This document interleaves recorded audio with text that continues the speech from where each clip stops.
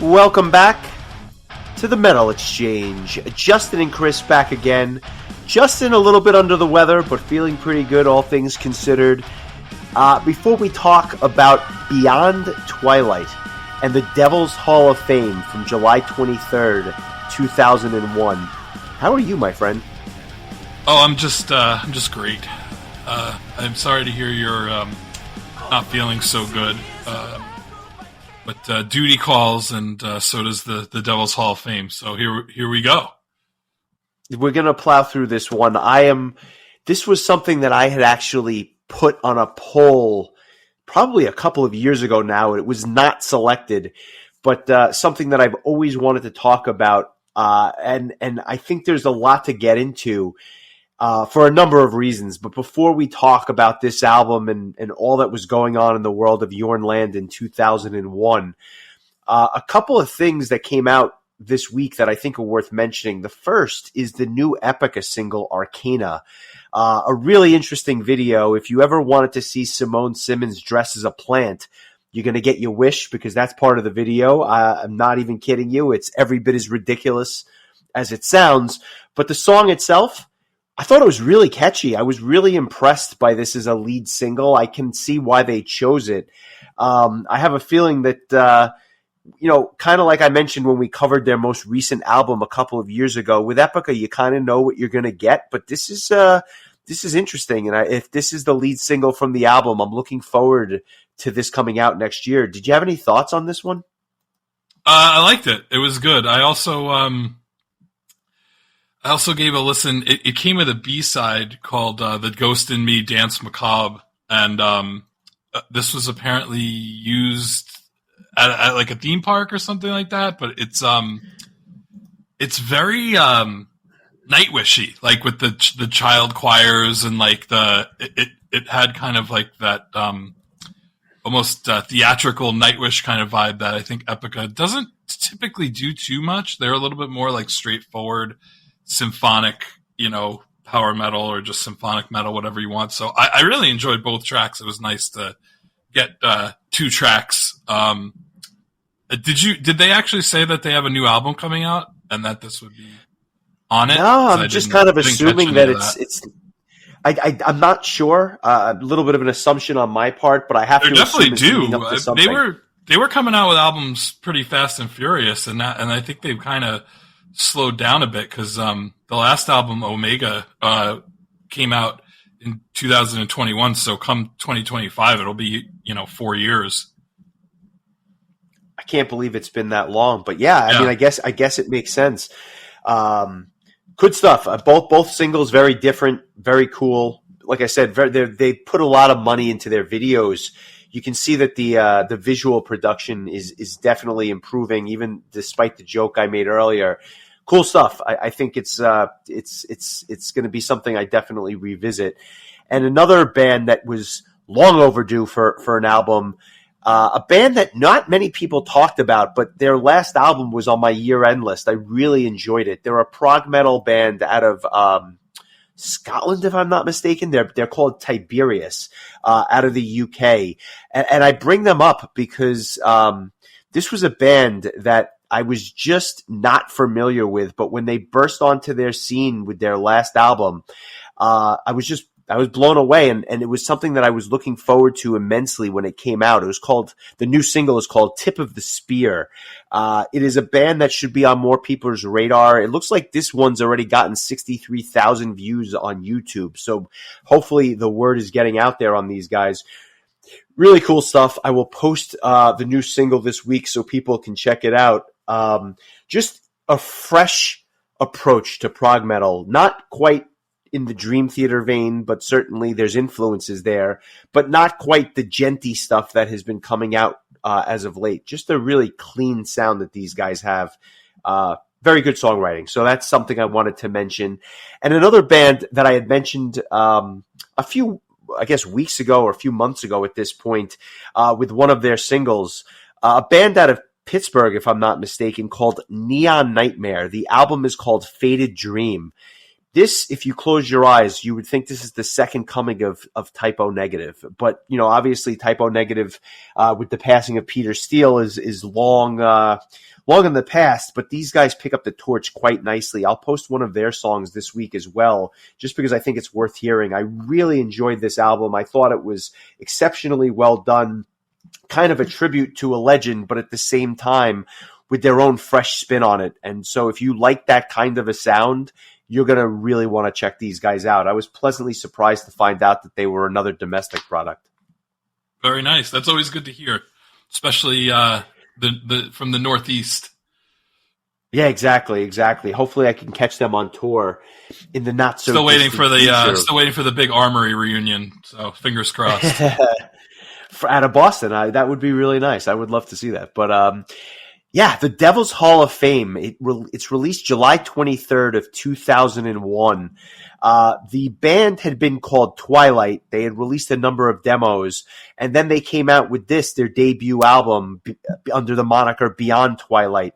And the band is really the brainchild of the keyboard player Finn Zerler.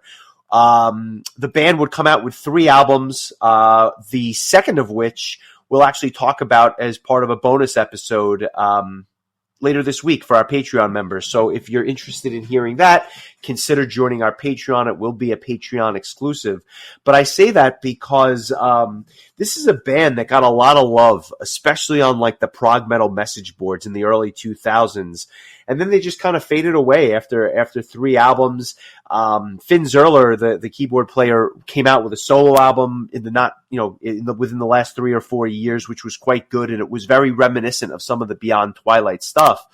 But it's a band that in many ways has been lost to time, that nobody's really kind of talking about just because time has kind of moved on in a number of ways. But what makes this release even more unique is that he hired or got the vocal stylings of one Jorn Land to assist him, not only in the songwriting, because that was all Finn, but Jorn did a lot of the lyrics on this album, or at least helped Finn write a lot of the lyrics. They're joined by Anders Eriksson Krog on guitar, Anders Davillian Glingren on bass, and Thomas Frieden on drums. The question I guess I want to ask you at the outset, how familiar were you, with this band and with this album in particular, or was this kind of the first time that you did a deep dive into their stuff? I wasn't super familiar with them, but I was familiar enough with them that I already had the album when you said we were covering it. So it's possible that you had just told me at one point to listen to it. And I think that I had, but it was so long ago, I didn't really remember it. And to be honest with you, it's definitely one of those albums where one listen isn't really enough, in my opinion. Like, I really had a much different experience listening to this album the 4th time than I did the first time. So I'm glad that you chose it, because it gave me the opportunity to really kind of dig into it. But yeah, I was not super familiar with it. It came out literally a couple of years before Jorn would join Master Plan. And you can go back and listen to our very glowing review of that debut album from 2003 in our archives. But listen, like, anytime we have a chance to listen to Jorn sing, I think this is going to be the 3rd full-length album we've talked about with him on vocals after Master Plan and Arcs Burn the Sun. Unless I'm missing one I forgot, but I think that this would be the 3rd. It's just always a joy. It got me thinking. Like, I was like, I can't believe they never got Jorn on a. Has he ever been on an Arion album before? I know he's been on Avantasia, but I wonder if Jorn's ever been on. Yeah, did I just forget? No, I'm not sure. I honestly don't recall. It's possible, but I don't recall. Yeah, I guess I would have to. No, it looks like he has. I think he was on the Binary album, as a matter of fact. But I think that's it, which is a little bit surprising. We've covered 3 of his albums, and the irony is that they came out all within 2 years of each other. Obviously, Master Plan's debut came out in 2003, but what not surprised me, because I knew, but given the benefit of hindsight, Ark's Burn the Sun came out March 23rd, and a mere, 4 months later, this album came out. And while the albums couldn't sound any different, it was really hearing Jorn on 2 prog albums, which, quite frankly, are 2 of my favorite prog albums of all time. So it's, especially that Ark album, which is just untouchable in many ways for me. Interesting how Jorn was being tapped and kind of pulled in all these different directions, but unfortunately, both bands would kind of fold not long after this release. It's interesting to me. He was like the great hired gun of vocalists, I think, at that time. And he never really stayed nailed down to anybody. Like, even with Master Plan, he only did the 2 albums, and then he would leave, and then he would come back and do 1 more album, and then leave again. So, like, I know that he's done a bunch of solo albums in recent years, but I mean, it's pretty amazing that a guy with such a pedigree that Jorn Land has, and and he's just so well known, and he's done like tons of shows with Avantasia. Like, you don't really like think of Jorn Land and think of a band that just goes with him. He's really been, I think you had even mentioned that he did like live vocals with Yngwie at one point. So like he's really been around, but I mean, I just don't think that he's ever had like a home band, if you will, the way that like, who am I thinking of? Say an Andy Darris. When you hear his name, you think Halloween or whatever. James LaBrie, you think Dream Theater. Like with Jorn Land, it's just like you can think of a number of different great things, but not something that I think is just like the Jorn Land band, which is why we've covered 3 albums and none of them have been from the same band. Yeah, I think that's exceptionally well said. The only thing I would add is that the producer on this album was none other than Tommy Hansen. And I say that because Tommy Hansen would be credited on doing a number of albums that we've, I guess covered or touched upon in the past. If I'm not mistaken, didn't he do the Keepers albums? At least one of them, but maybe. Yeah, I think he. And I know he did. He did engineering and mixing on both. He was a producer on part 1, and he also was their producer for Chameleon, Master of the Rings, Time of the Oath, Better Than Raw. Yeah. So he's done a lot of albums. Pretty much through the Better Than Raw era. Pretty much, he was not, because I think when they did Dark Ride, they had hooked up with. It was another well-known producer, and I need to look it up because I'm gonna be mad if I don't say it out loud. Well, while you look for it, I know he did Fuchsia World by Pretty Maids. He's done a lot of albums and a lot of bands that we've covered in one way, shape, or form.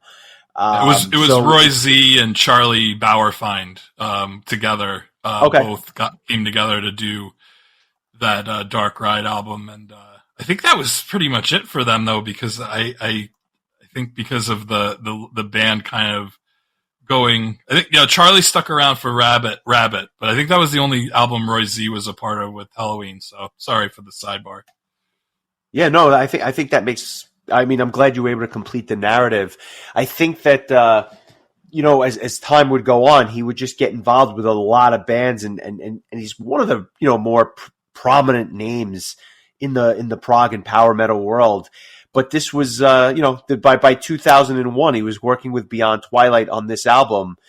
What were your kind of initial thoughts this week? You said it kind of changed or evolved, or it took some time to kind of digest this. What were your initial thoughts when you kind of went through it the first time? Was it just that there was a lot of meat on the bone, or was there like an aversion to it, or was it something you loved right away? What were you thinking?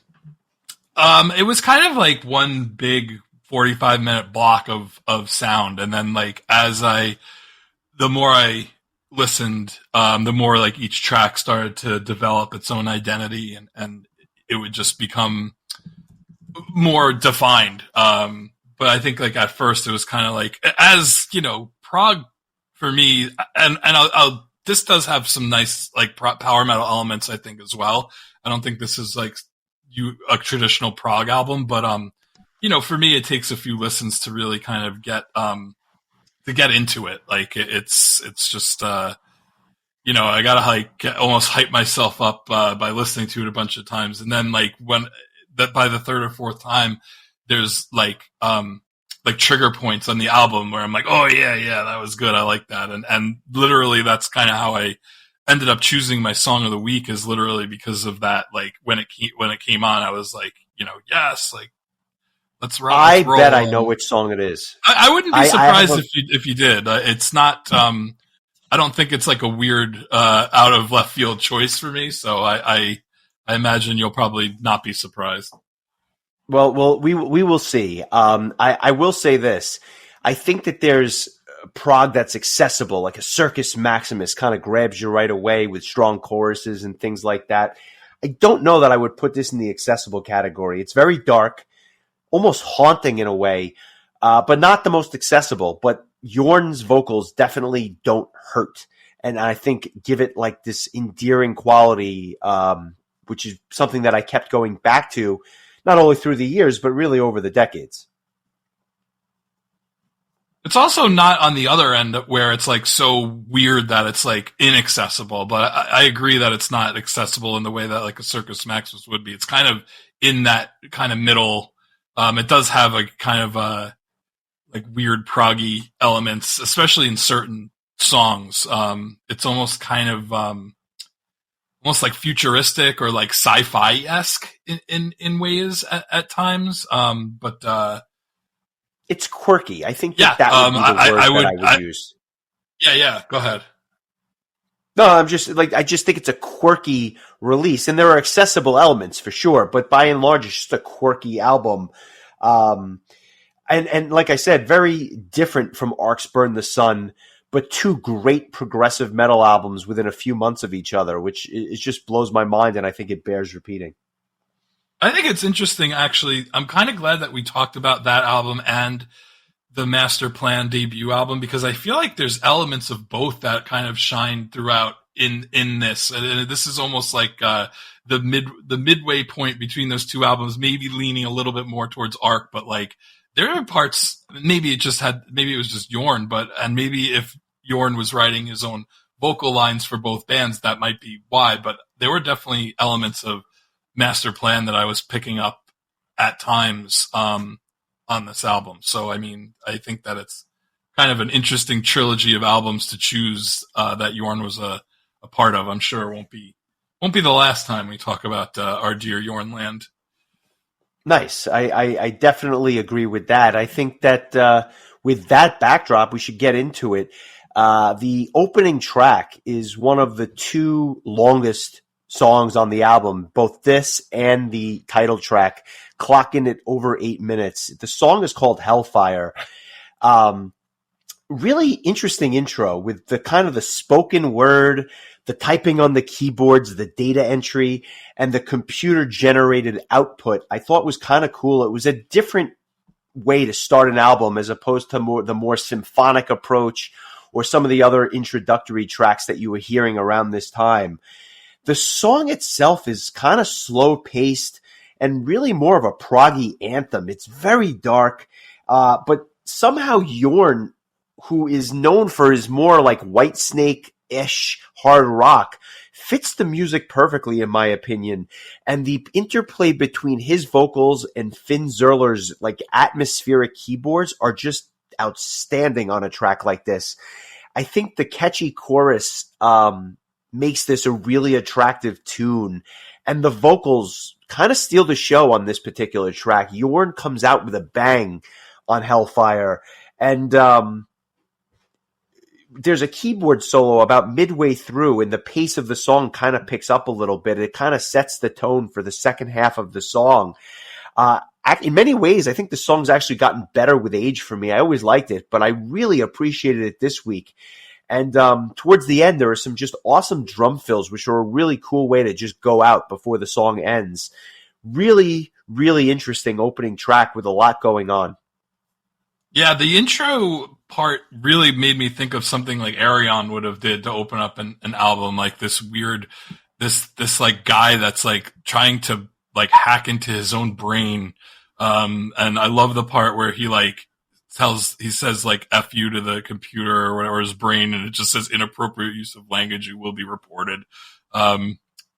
Just a kind of a funny way to kind of start things off. But, yeah, I agree with you. It's kind of this like deliberate mid-paced kind of, like rocker. And I mean like that literally, like you almost kind of like rock in your seat back and forth to it. I really like the beginning of like when the song actually kicks in.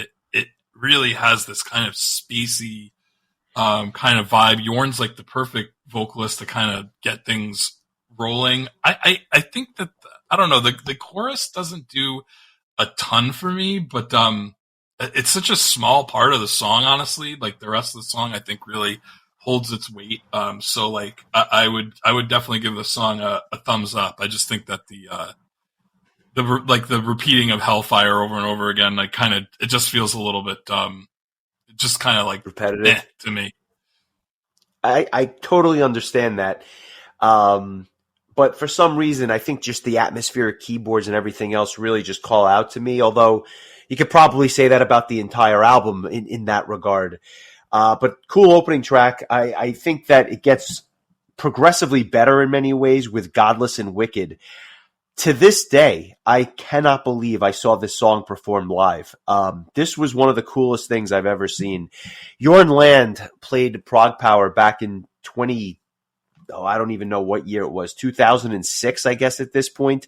And he did an entire solo show with his band.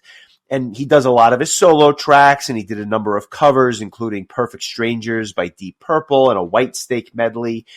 But he also did the following stretch of songs, which were just absolutely incredible. He did Dio Straight Through the Heart, which if you've heard Jorn Land, you can see how he could do a really cool Dio impersonation. He did Godless and Wicked, the next Beyond Twilight track, and then he did Soulburn by Masterplan all in a row. I was in my glory because I had never heard Masterplan live at this point, and I certainly never heard him sing any of that stuff. So it was just a really cool 1-2-3 punch back in 2006. And I mentioned Godless and Wicked because it's the second track on this album. Love the keyboard at the beginning. It really starts with all these different keyboard effects.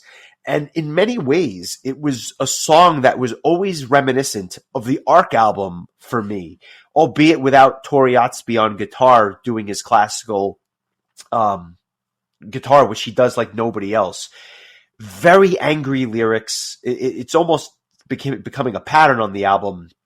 Solid verses, a good chorus, and some quirky instrumental sections with odd time signatures. It's never been my favorite song, but it was just an absolute treat to hear live, and kind of a good way to follow up a longer song with a shorter tune that's only under 4 minutes. All very perfectly said. I like this song a bit more than Hellfire, and I think part of the reason for that is that, like you said, it just kind of gets right to business. We don't have that weird intro or whatever. It just kind of gets going. But I love all the like quirk. Like hook me up when there's quirky ass keyboards going on. Like I'm in. So this is like has kind of like this like weird 80s space opera kind of vibe. I can totally understand why this would make you think of Ark, especially with Jorn on vocals, but again, it's kind of in that same tempo as Hellfire, where it's kind of this mid-tempo. It might be slightly faster, but I think it kind of sticks to that like more of a deliberate kind of atmospheric but heavy kind of sound.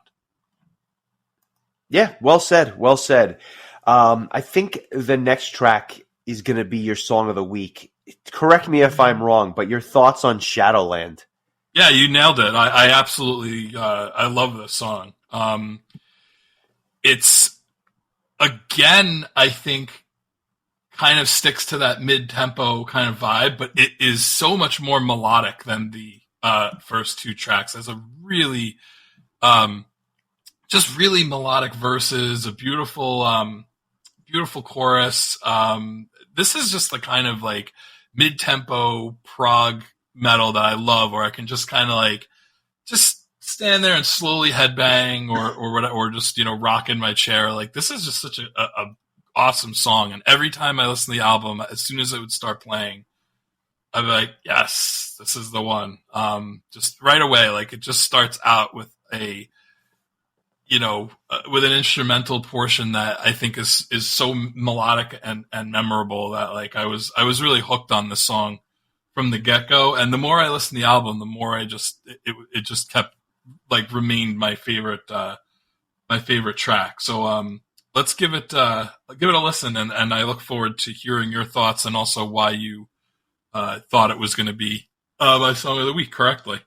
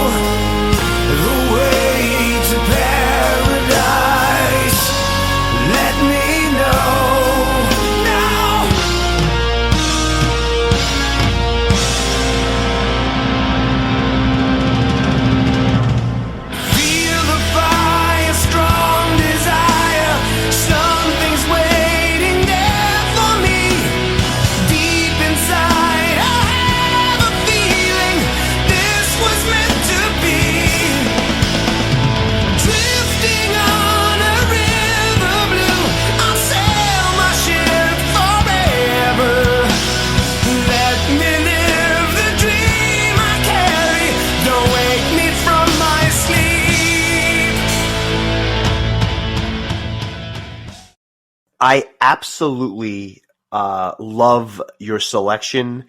I knew it was going to be your song of the week, and I'd be remiss not to choose it as well. So I'm going to actually make it my song of the week as well.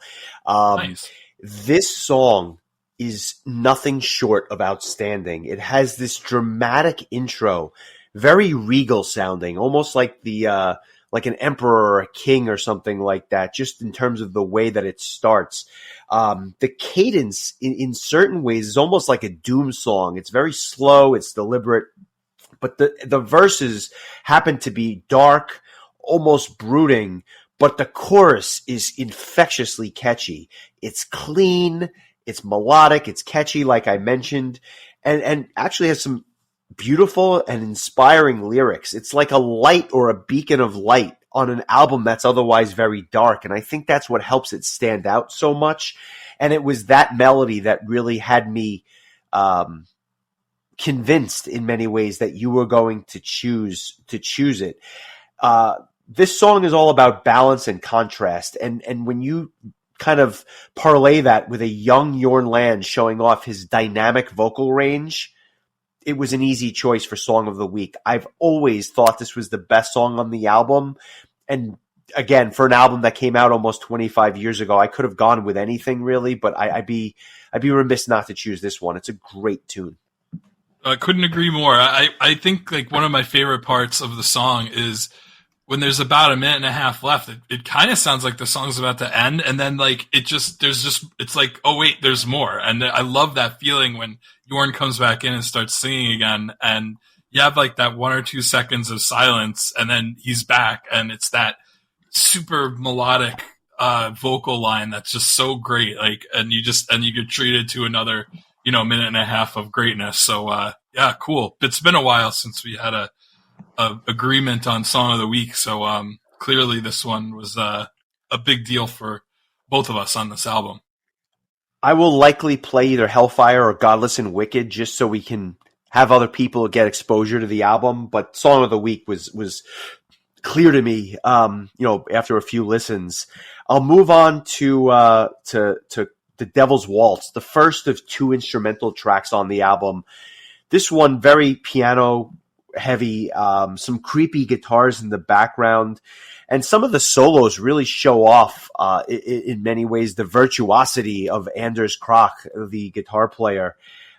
I always found this tune to be very Castlevania inspired. I for some reason I could hear this song as part of like the Symphony of the Night soundtrack or something like that.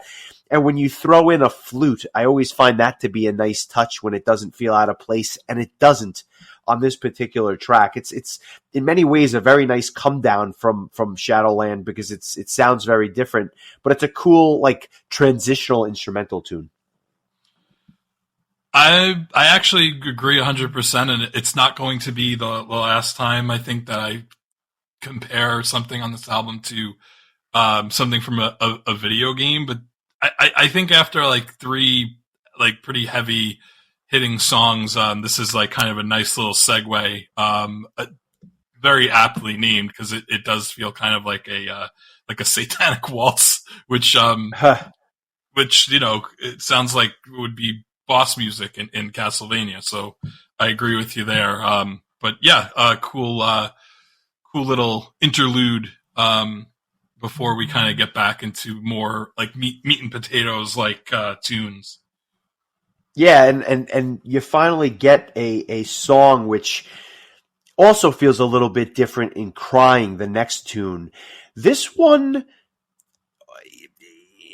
is a little bit weird to me. I like this song, but it's different. The way it kind of starts out with the beginning vocals and the yeah, yeah, yeah section, I always found it kind of odd. Just, I don't know if it was unnecessary, but just weird. That being said, the verses on this song are fantastic. The vocals, for the main song are really, really awesome. And the tune actually kind of reminds me of something that you would hear on the Frontiers label with like the AOR sound that they're going for. It just has a different feel than the rest of the album. A very passionate chorus, a great power ballad in many ways. Just the one ballad on the album, but it's well done.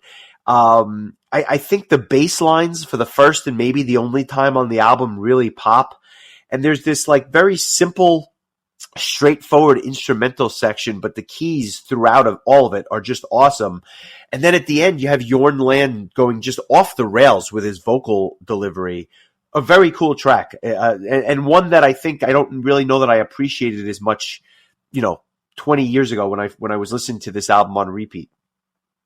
Yeah, I really liked the song. It probably might have been runner up for Song of the Week for me.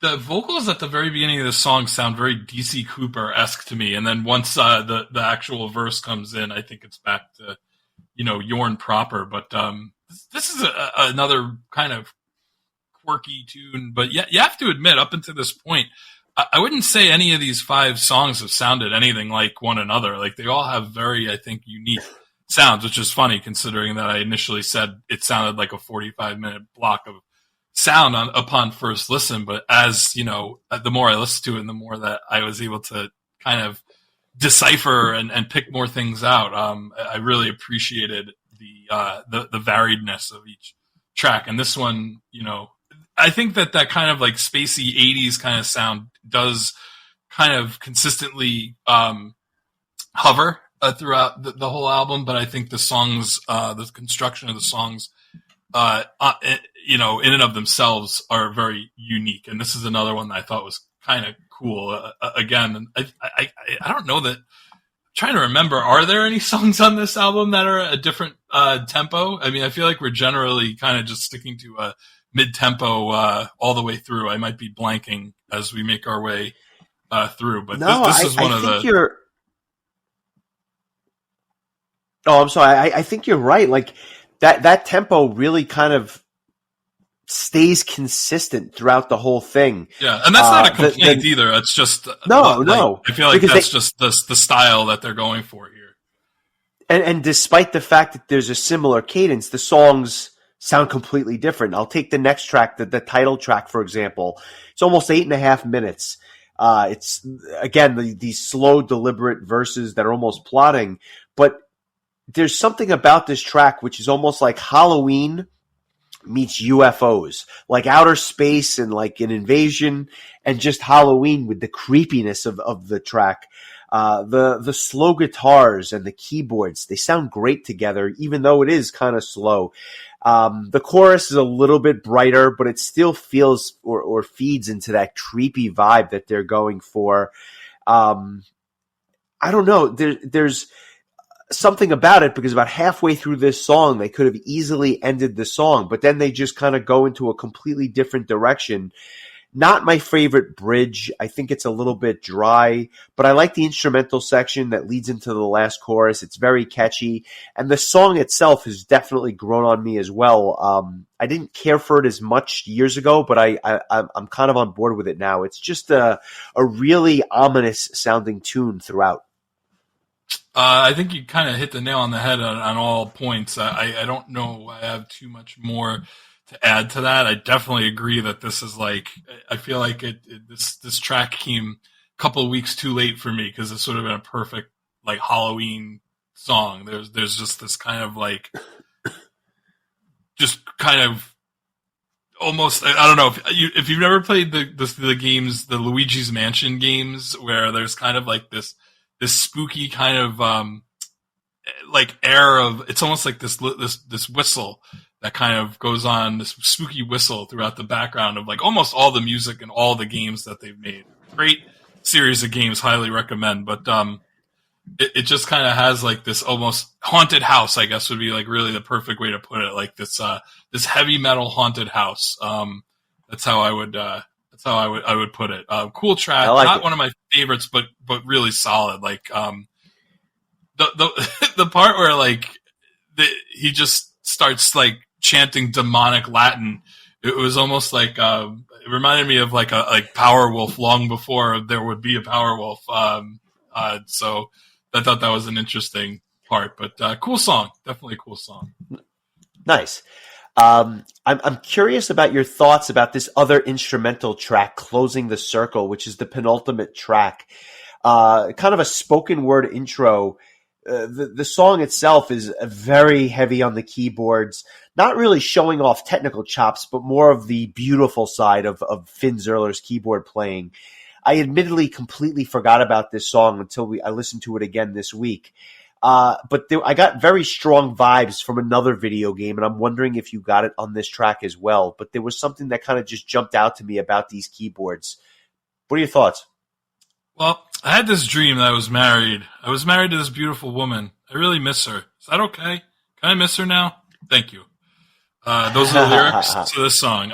This is one of the songs I kind of foreshadowed earlier when I said I would be mentioning video games again. I got like Final Fantasy go to sleep in an inn music, kind of like just very like dark lullaby kind of vibe. I really like this track, even though it's really, I think, serves as another kind of segue or interlude, but it's really kind of beautiful and spooky, and I love the piano towards the end. This is a really for like a 3-minute instrumental track.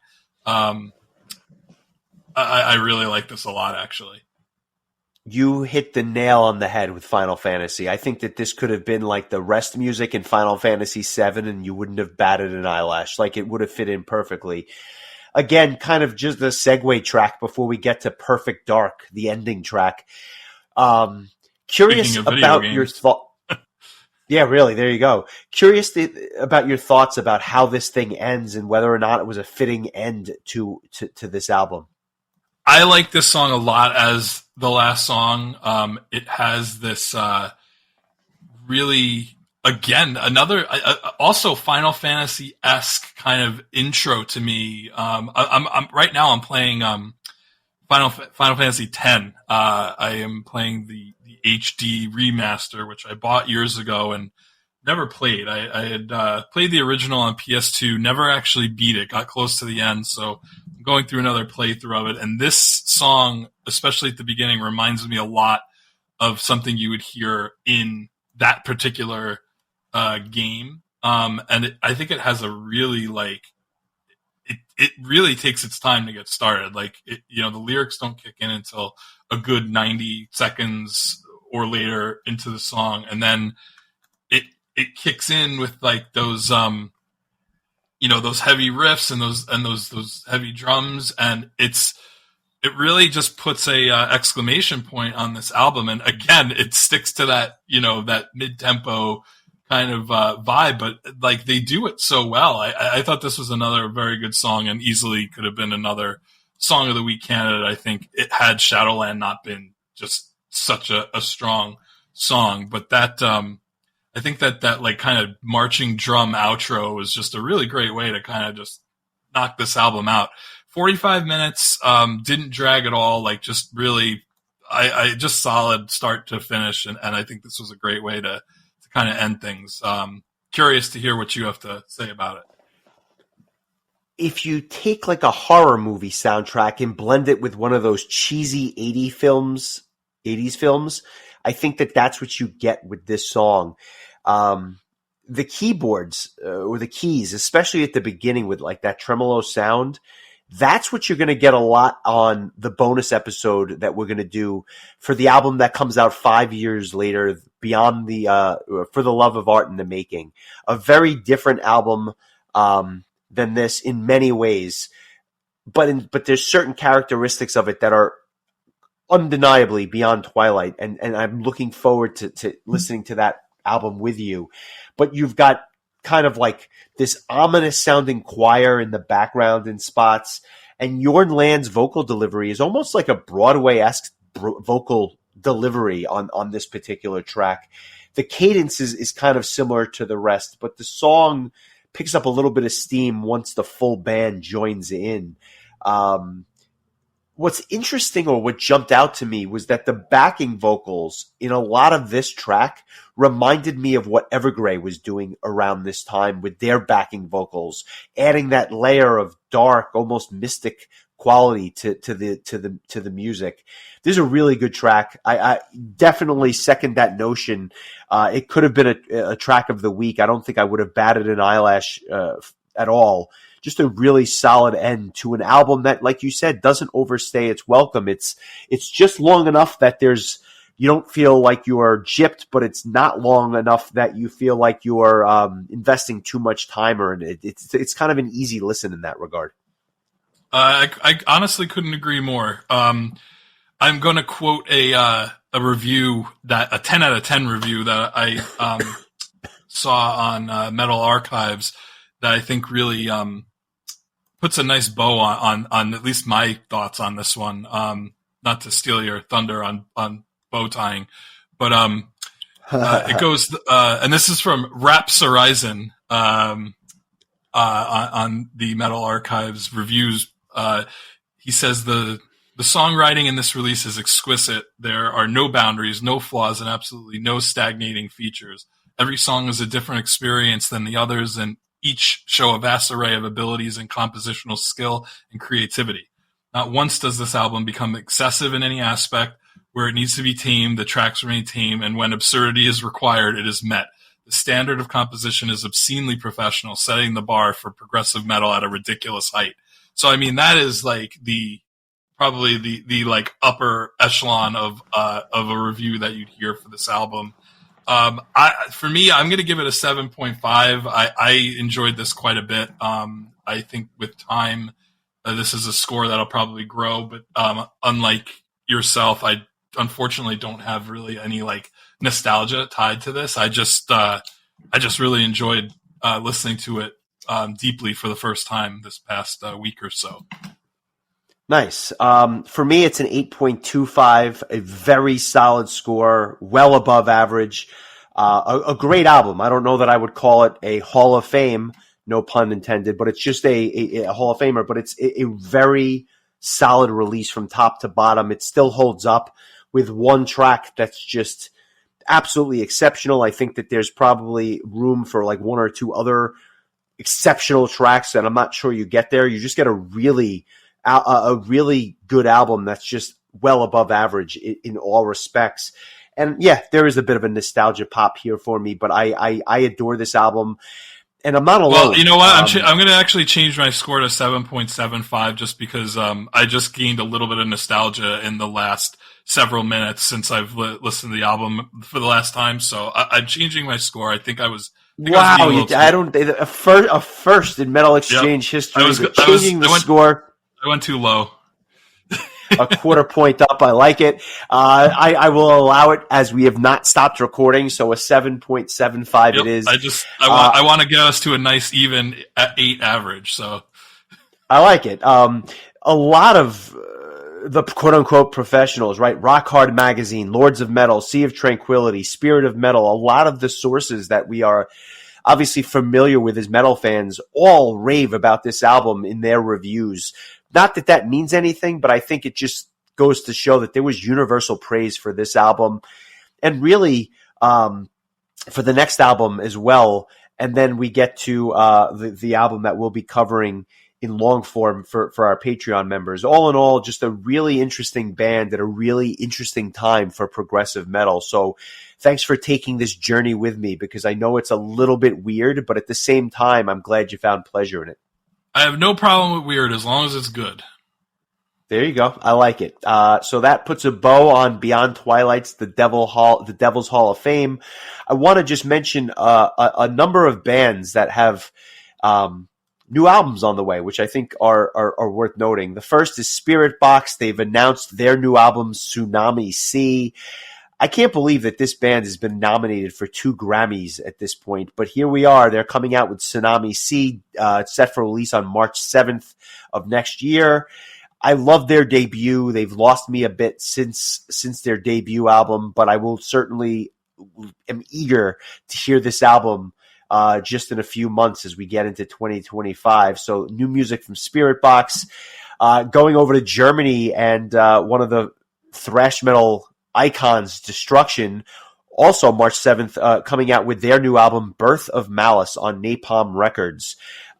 Just a stalwart in the German thrash scene is Destruction. So I look forward to hearing some of the new singles from this album. I believe they've actually come out with the title track, Destruction, or at least that is the first single from the album. So I'll be giving that a listen next week.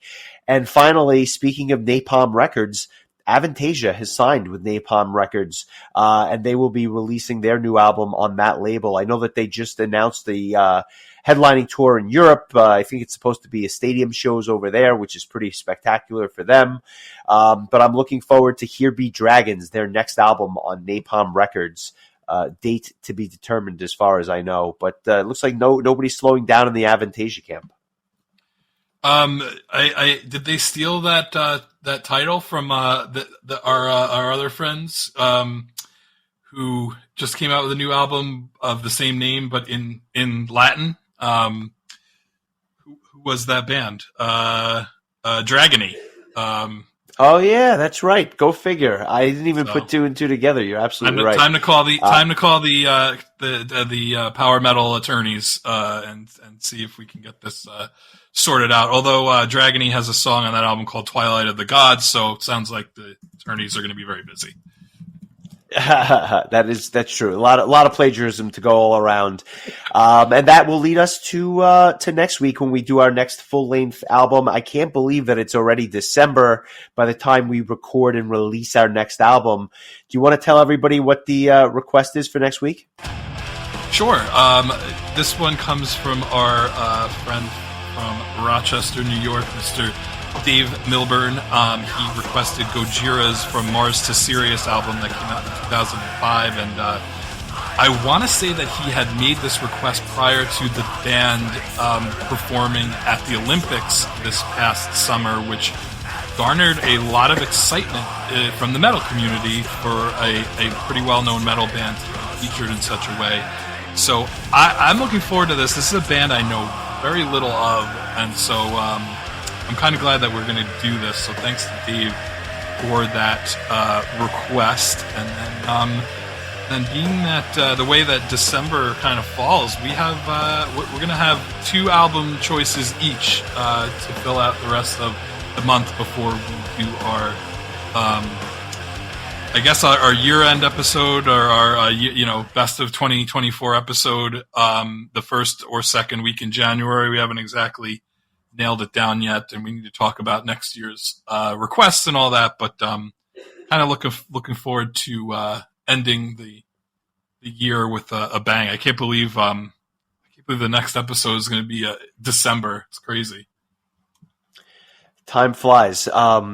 Thankfully, the releases have slowed down just enough where I feel like it's going to give me a chance to catch up.